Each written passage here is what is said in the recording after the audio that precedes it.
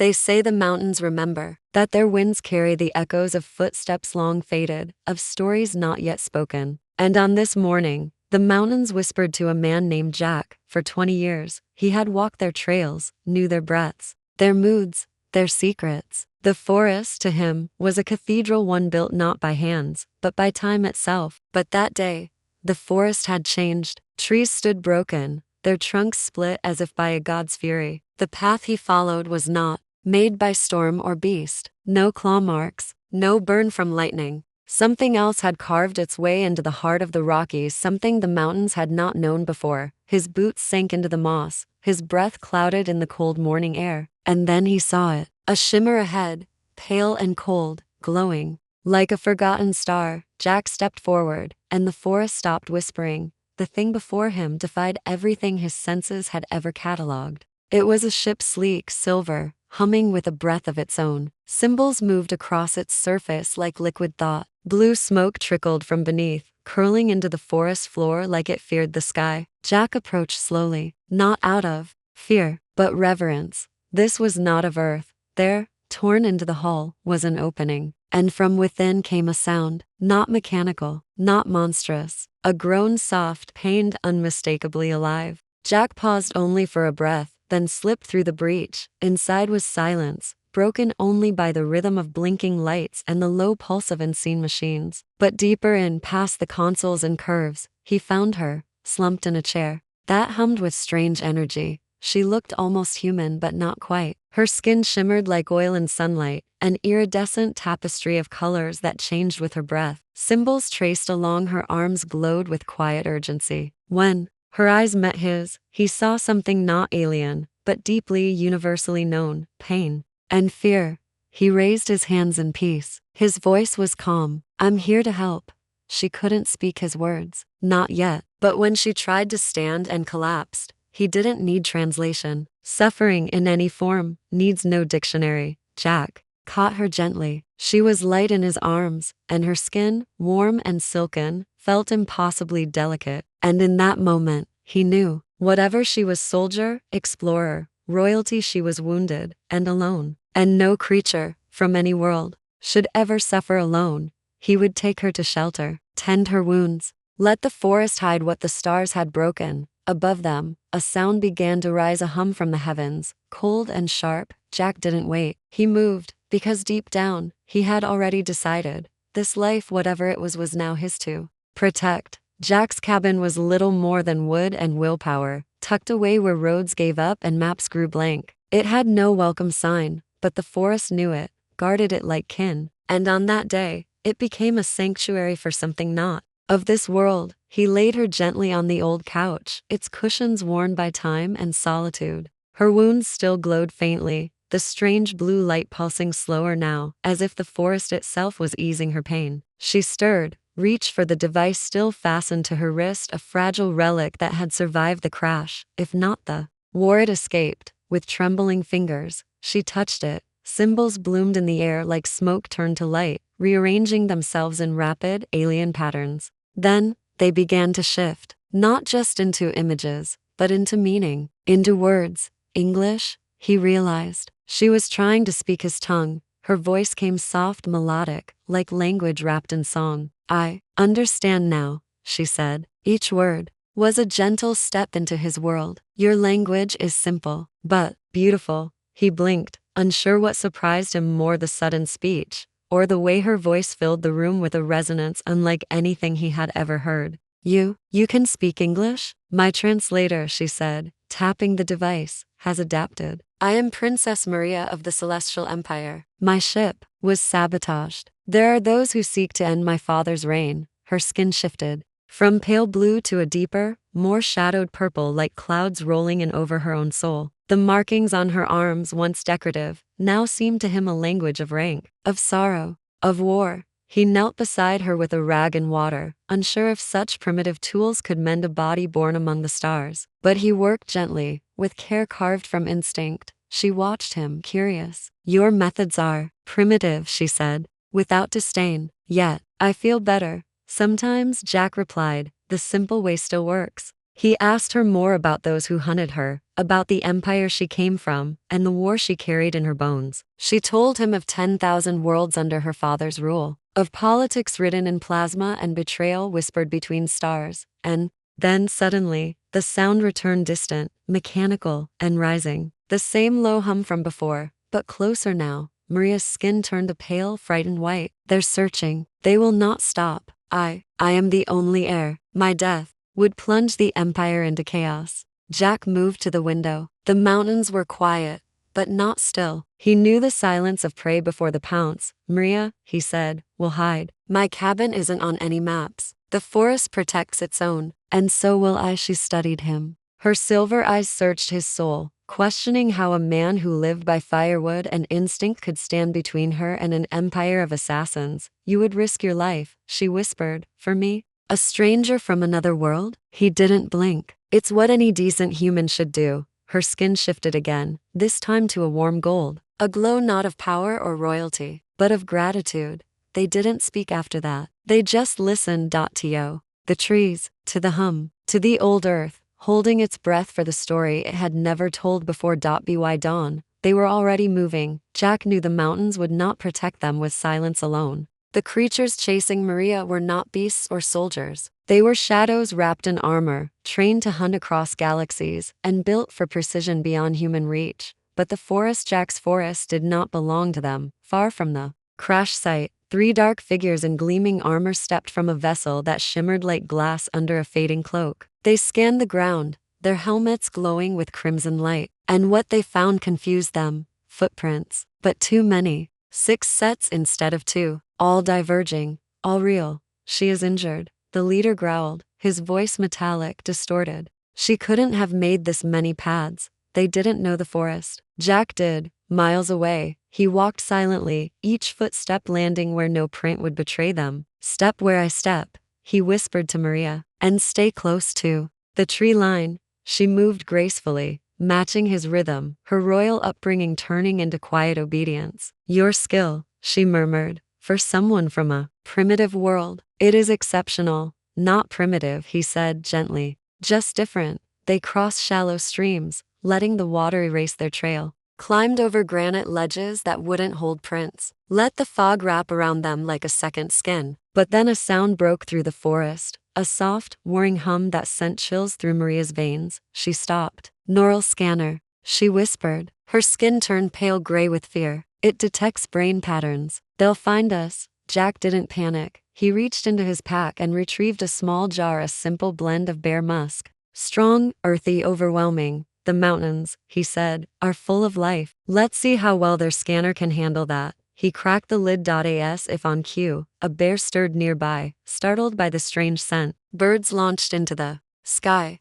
Deer bounded through the brush. The forest exploded into noise and movement. The scanner's lights blinked and danced, confused, overwhelmed by too many signals. Maria watched in wonder as the alien machine floundered against the chaos of Earth's untamed life. Brilliant, she whispered, her skin shifting to a rich, golden hue. While their pursuers recalibrated, Jack led her deeper into the woods. To a cave hidden behind a waterfall, a place even most rangers never found. They slipped inside, the stone walls swallowing their scent, their presence. For now, they were invisible again. Maria looked around the dim cavern, listening to the water drip and the earth breathe. Your world, she said softly. Everyone calls it primitive because it doesn't reach the stars. But there is wisdom here, a kind we've forgotten in our rush to conquer the cosmos. Jack tended to the fire with careful hands. Technology is useful, he replied, but nature solves problems in ways we barely understand. Sometimes we just have to listen.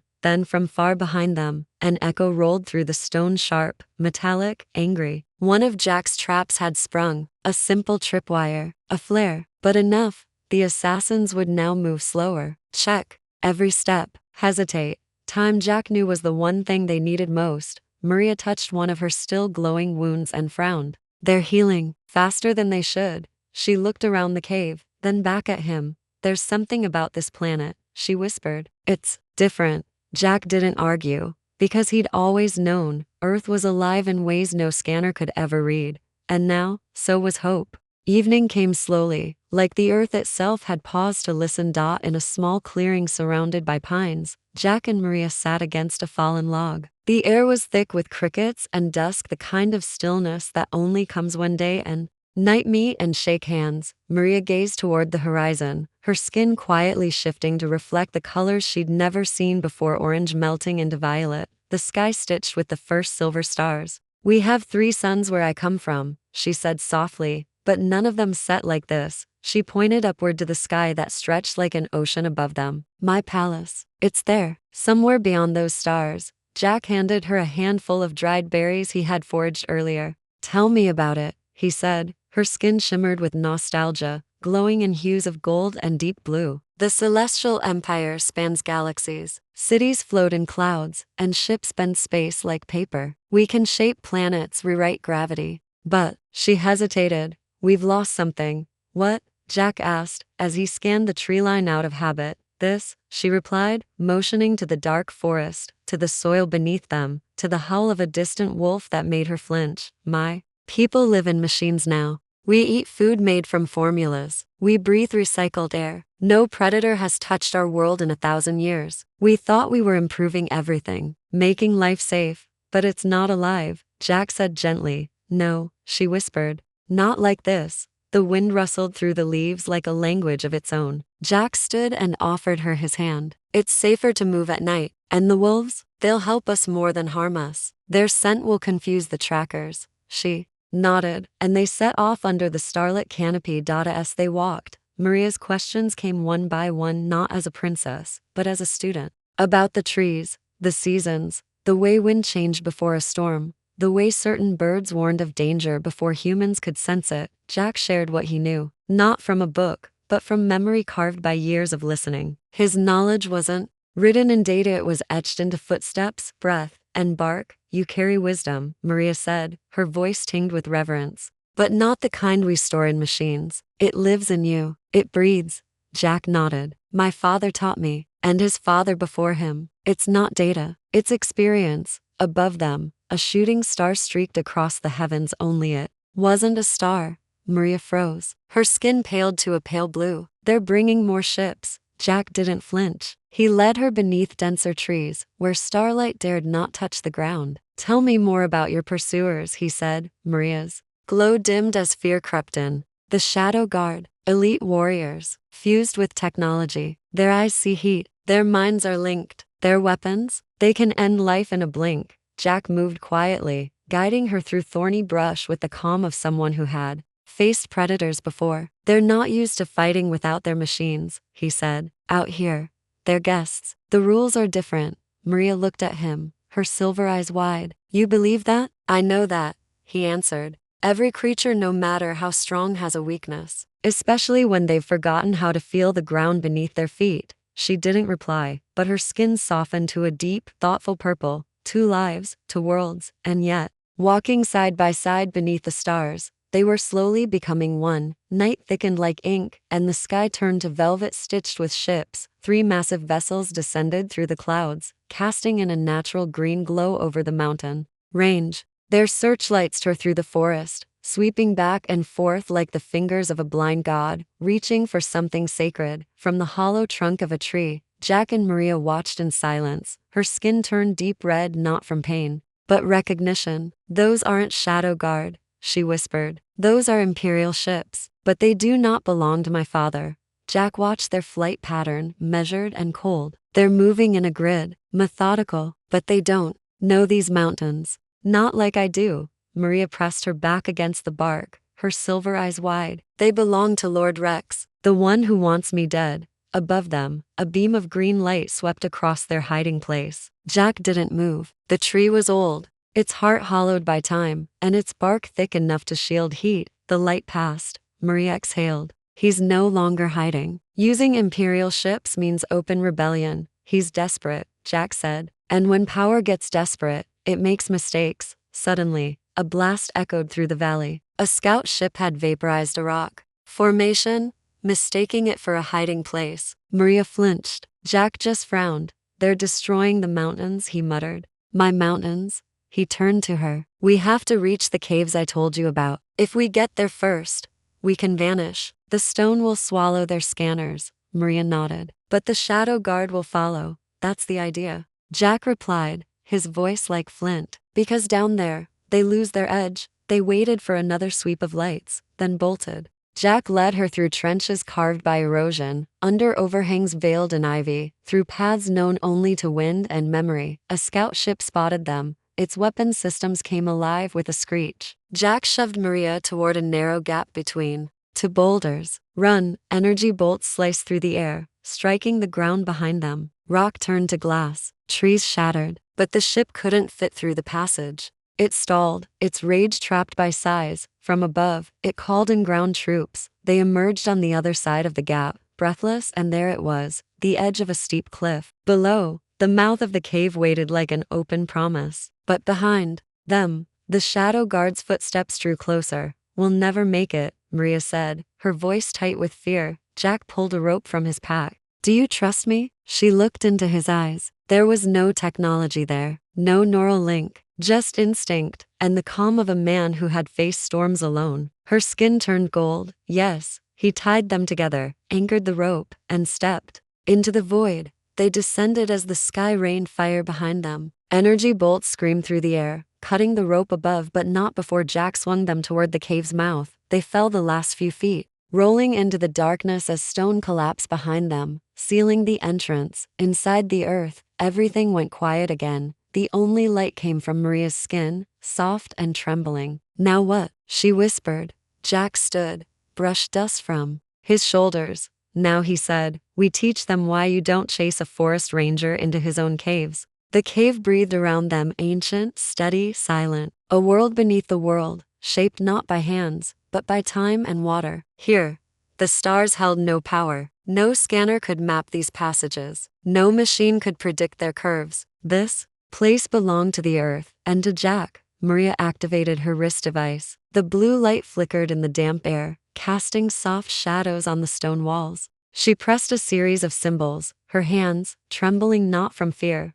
but hope. This is Princess Maria of House Celestial, she spoke, requesting emergency protocol 793. Father, if you can hear this, I am alive. For a long moment, there was nothing, just the sound of water dripping and the slow beat of two hearts. Then, the hologram crackled to life. A face appeared, older, stern, marked with glowing insignia that danced across his iridescent skin. His voice rumbled like distant thunder. This channel is restricted. Your signal comes from Earth, a primitive world. No royal would survive there. Father, please, Maria said, her skin flashing with urgency. The shadow guard tried to kill me. Lord Rex is behind it. I crashed on Earth. A human saved my life. The Emperor narrowed his eyes. Impossible. Humans are barely past stone tools. They cannot even reach their own moon. If you were truly my daughter, you would be dead. Jack stepped forward, into the hologram's view. Your Majesty, he said firmly, ignoring Maria's startled glance. Your daughter lives because the simplest tools often work where your machines fail. Your elite assassins depend on tech. I don't. The Emperor's voice grew sharp. How dare you speak to me, primitive? Maria stepped in. He speaks truth, Father. His knowledge of the earth of stone, shadow, and silence has kept me alive. We've relied too long on machines. Jack reminded me that courage and instinct are older than circuits. An explosion rumbled through the cave. Dust drifted from the ceiling. The shadow guard were close. The Emperor turned his gaze toward the sound. Those weapons. Imperial signature. Yes, Maria replied. Lord Rex sent them. Come see with your own eyes. Come to Earth. Come see your daughter still standing. The hologram flickered. If this is a trap, the Emperor said slowly, I will reduce your entire mountain range to ash. Then you'd better come quick, Jack said, checking the last of his tools. Because your daughter's assassins are learning the hard way what primitive really means. The hologram vanished. Maria's glow dimmed to a pale blue. He doesn't believe us. Jack slung his pack over his shoulder. He believes enough to come. Far behind them, footsteps echoed through the stone, deliberate, armored, drawing near. Maria straightened, the weight of her title returning to her spine. I've learned much from you, Jack, including how to keep moving through pain. He looked at her, proud and steady. Good, he said, turning deeper into the darkness. Because we're not done teaching them yet. The caves welcomed them as kin. Jack moved with purpose, his steps deliberate, his thoughts miles ahead. Behind him, Maria followed, the glow of her skin casting faint light along the jagged walls. The air was tight, humid, filled with the breath of the earth, but it was home to Jack, and now it was their battlefield. The Shadow Guard were closing in. Jack could hear them, the clank of armor against stone, the rhythm of a machine bred for war. But they were intruders here, tourists. In a cathedral carved by water and silence, he stopped at a narrow passage and pulled a small pouch from his bag. Crushed pepper, he said. Bears hate the smell. Let's see how their helmets handle it. Maria's eyes widened. Their filters can block toxins, but not touch. Once they adjust their gear, they'll rub their eyes, Jack finished,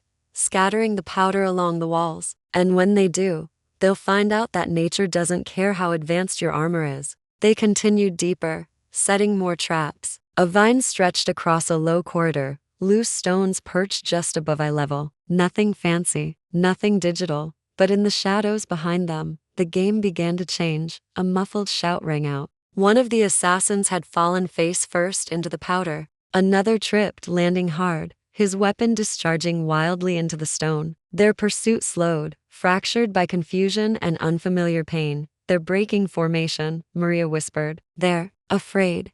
Fear is the great equalizer, Jack said. Technology doesn't train for that. The two of them entered a wide cavern, where an underground stream glowed softly, fed by minerals Jack had never named. He studied the water, then smiled. This stream splits into smaller tunnels, he explained, moving rocks with practiced hands. We'll redirect it. Let the current do the fighting for us. Maria watched, amazed. You fight like the earth itself?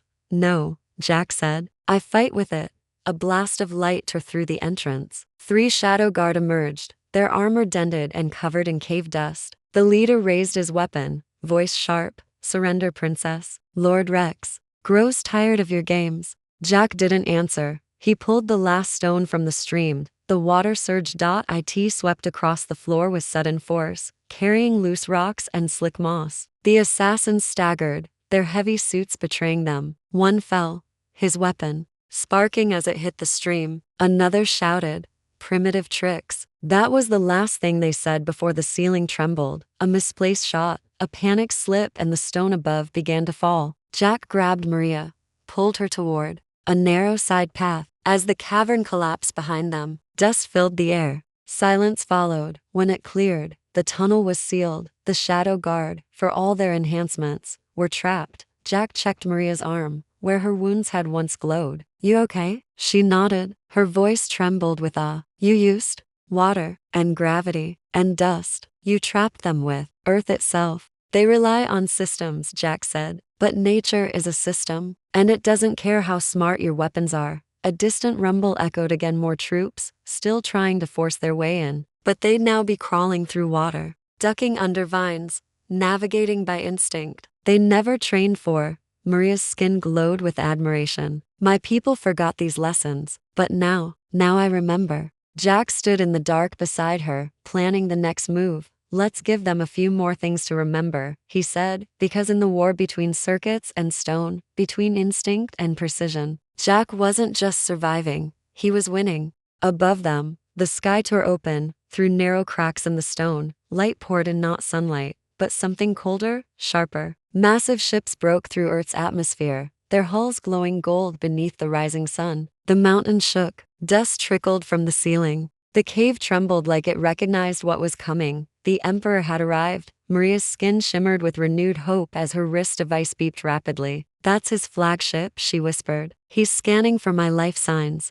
Jack peered through a fissure in the rock. Below, the Shadow Guard, bruised, humiliated, were no longer fighting. They were calling for help, their armor flashing silent distress. Even cornered, they feared what came from above, and from the sky came a voice, immense and final. This is Emperor Celestial. All Imperial ships in this sector are ordered to stand down, or be destroyed. The sound rolled through the mountains like thunder on Judgment Day. Rex's ships tried to flee, but the Emperor's fleet didn't chase it, intercepted. With clinical grace, beams sliced engines from hulls. Smaller ships tumbled into containment fields. None escaped. There was no chaos, no screaming, only precision, absolute and terrifying. Jack turned to Maria. We should go. He needs to see you and know you're alive. She nodded, her skin bright with resolve. There's a tunnel. This way. They climbed through the stone, emerging from a hidden crevice into the clearing where it had all begun, and now, the sky was filled with power. Ships hovered silently. Lights scanned every crevice. The forest seemed to bow beneath the weight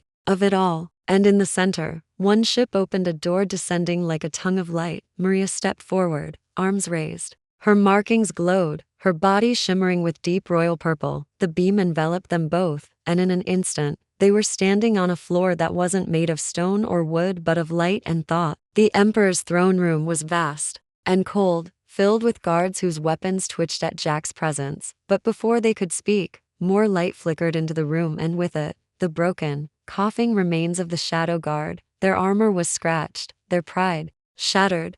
Some still sneezed from the pepper powder. Others limped from wounds not caused by plasma, but by falling rocks and water. The Emperor rose, his robes alive with ancient power. He looked at them, then at Jack. Maria stepped between them. "Father," she said, "meet the man who outsmarted your empire's most elite warriors with sticks and stone, dust and instinct." The Emperor studied the assassins, broken by things no AI could predict. Then he looked at Jack, still dirty, still calm, still standing. "Impossible," the Emperor whispered. "Not impossible," Jack said. "Just unexpected." The Emperor descended the steps of his throne. "You protected my daughter with nothing but your hands. Against weapons designed to end civilizations, and pepper powder," Jack added. "Don't forget that." For a moment, silence. Then, the Emperor laughed. Not a scoff, not mockery, but a deep, honest laugh that echoed through the ship like thunder through leaves. His skin shimmered gold and blue, the colors of respect. "Perhaps," he said, turning to his daughter, "we have something to learn from these primitives." Maria smiled. She reached for Jack's hand. "We have much to learn from each other," she said, "starting with why Lord Rex wanted me dead." The Emperor's skin darkened with solemn resolve. "Yes," he said, "but first," he turned back to Jack, "I believe I owe you a debt." The sky on this world was not his, not yet, but Jack stood beneath it like it had always been home. A month had passed since the mountain roared and the stars fell. Now, he stood on the observation deck of the Imperial Palace, watching 3 suns set across an alien horizon. His forest ranger's uniform had been traded for robes of state, though he still wore his old boots. He told them he needed no ceremony. The boots, after all, were broken and just right. Beside him, Maria stood radiant, her skin glowing with the hues of calm joy. "Still getting used to the view?" she asked, her voice playful. Jack nodded, arms crossed. "It's beautiful, but I miss the sound of wind in the trees."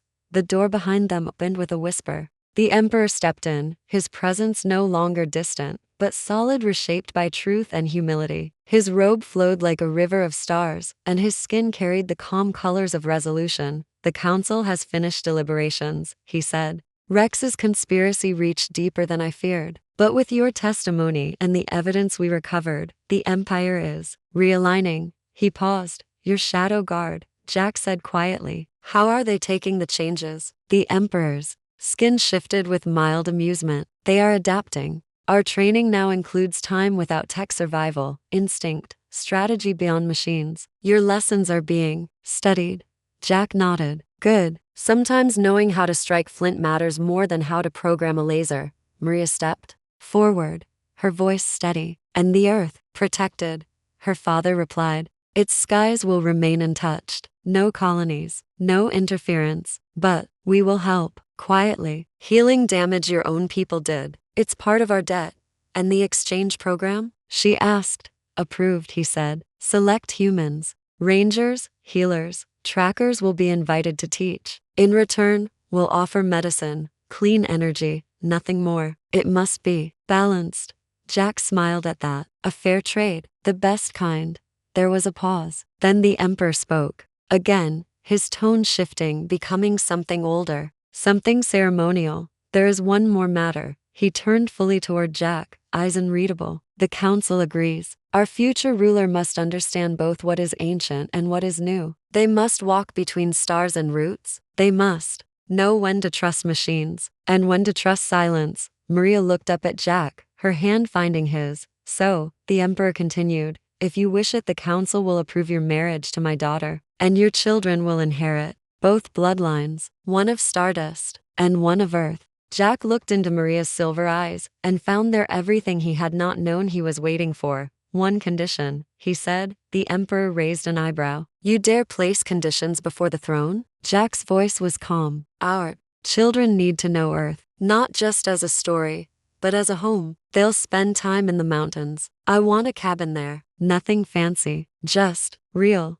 Maria laughed, not out of surprise, but recognition. I had one built already, she confessed. Energy-shielded windows, quantum communicator in the cellar, and a porch that faces the sunset. The Emperor's skin glowed with approval. Perhaps, he said slowly, this is the balance we have long missed. Between tradition and progress, between steel and soil, between the stars and the trees, and outside, across that strange alien sky, the last light of day melted into the first breath of night, and Earth far away, forgotten by most, kept turning, still wild, still wise, still waiting. Time passed, not in years, but in seasons. On Earth, the forests grew quietly, unaware that they had been part of something far greater than even the oldest tree could whisper. The cabin Jack had asked for stood just as he imagined, wood-scented, peaceful, with windows that looked out onto valleys no ship could chart. Sometimes Maria called it home, sometimes she called it Earth's embassy, but to Jack, it was simply right.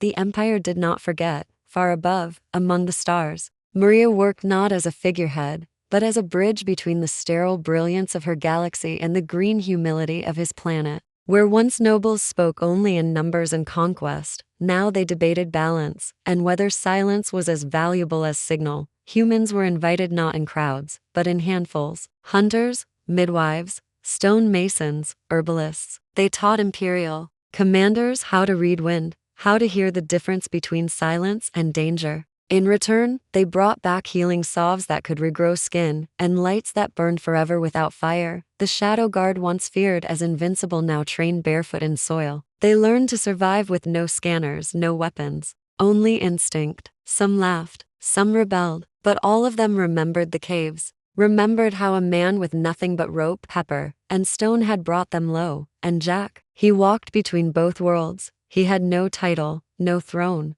but wherever he stepped, there was respect, for he reminded them of something they had nearly erased from their memory, that strength does not always hum with power. Sometimes it moves quietly through trees. Sometimes it sits by a fire and listens. When his first child was born, she opened her eyes to the forest and the stars at once. Her skin shimmered faintly, like her mother's, but her hands reached first for moss, for bark, for the world that gave her father breath. She would grow to speak both the languages of nature and machines, and she would be the first of many. Not conquerors, not heirs to dominion, but stewards of two truths. The Empire, once stretched thin by greed and order, began to breathe again, and Earth, it remained as it had always been, a little flawed, a little scarred, but wise, because long before it was called primitive, Earth had already solved what others forgot, that the best answers are not always the loudest, that the oldest lessons do not come from stars, but from soil, that fire does not ask permission to burn, and wind does not beg to be heard. And sometimes when stars fall and ships crash and royalty bleeds, all it takes to change the course of empires is one man who listens.